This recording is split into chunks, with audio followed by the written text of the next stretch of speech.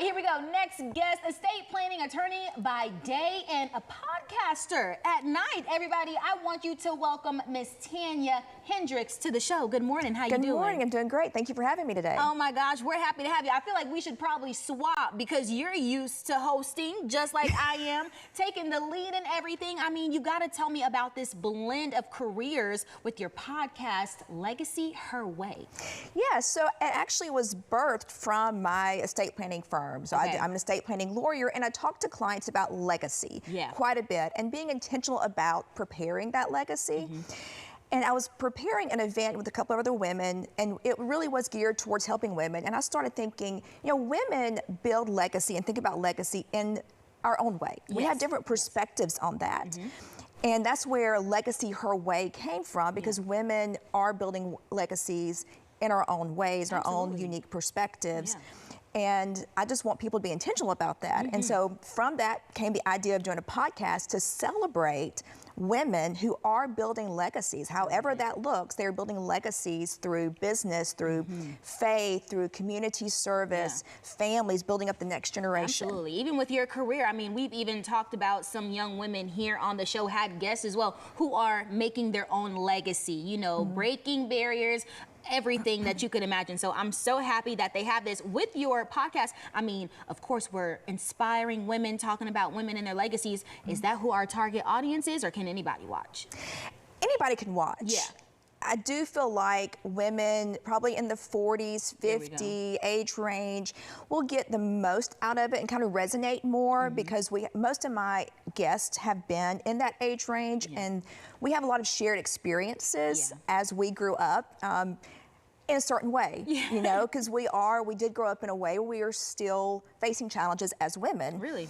And so this generation, this 40 to 50, 60-year-old women, we're sharing how we have defied those, and that we have strategically started building our legacies in a way that we envision, and that we're being intentional about those legacies. If you don't mind me asking, what would you say with any of the podcasts that you have that has stood out to you when you say, you know, you all have overcome certain challenges and made your way through those? Which one stood out to you the most? Oh gosh, well, one that has not aired yet. It drops in a few weeks. Yes, it drops in a few weeks. She was a teenage mother, a couple of children as a teenager, and she just fought through those stereotypes and the stigma of that. And she is now killing it as a real estate agent here in Huntsville. And so I can't wait for her podcast to drop. We've had just this week, the podcast that dropped was of a mother of a special needs child. And she moved to Huntsville and realized there were really no services for special needs children. And so she decided, I'm going to get my NP and I'm going to help children with special needs. And she co-founded a clinic to help children with special needs.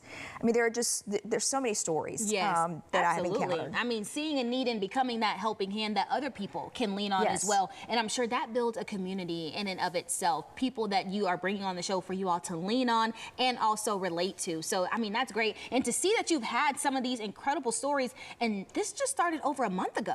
June 30th, yes. Yes. I mean, what kind of stories, you know, do you think that everybody might be able to relate to? You think the short amount of time that you all have even been on air?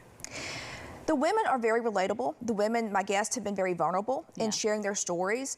Many women have talked about just needing that resilience, having to have resilience, having to push through with just grit and determination. Every woman can relate to that. I mean, everybody can, but women in particular can relate to having just to push through, be resilient in what they do, be strategic in what they do, make very educated risk and educated guests, and just make sure that they are building whatever they're trying to build, they're doing it with intentionality. And that's something that any woman can relate to. Absolutely. I know that we're all working towards our goals and our dreams, and of course having that support system can help as well. Absolutely. I want to ask you this next question. I mean, how do you hope this podcast changes the way women think about building their own legacy? Number one, I hope that they start thinking about, they don't have to rely on what other people think about as legacy. Each woman has their own legacy. It may be you're raising the next generation. Yes. It may be that you want to have a global empire. So it depends on what your own personal legacy is, what your own idea of that is. And I want women to understand you can have your own identity in that. You can have your own intentionality on that legacy. So that's one way, but also just know that it's hard work. Yes. You have to be intentional about it. You have to push through some hard days, but you can do it. Don't give up. One of the recurring themes with all the guests so far and throughout this first season is don't give up. Yes. Just keep pushing forward. Don't give up. I love that. You got to be passionate. You have to be passionate about what you're doing or whatever that goal is that you are determined to make in life. As long as you've got that passion, it's going to continue to drive you forward. I believe that. You yourself, you are an attorney. So how do you believe that your background is, of course, helping shape your perspective that you're bringing to the show? Well, number one, I mean, as an estate planning lawyer, I do see how people have a legacy whether they're intentional with it or not. Because I've seen when they're not being intentional, particularly on the probate side, when someone passes away, they have not done their estate planning documents, it tarnishes their legacy. And so that's why I encourage people to be intentional. And that's where some of my background, I've been multiple types of attorneys. I'm just now an estate planning lawyer. And so helping people shape their legacy and making them think about that legacy and how they want to be remembered. So I think there are three types of legacies. I think there's a legacy of resources, which is where I come in as a estate planning lawyer.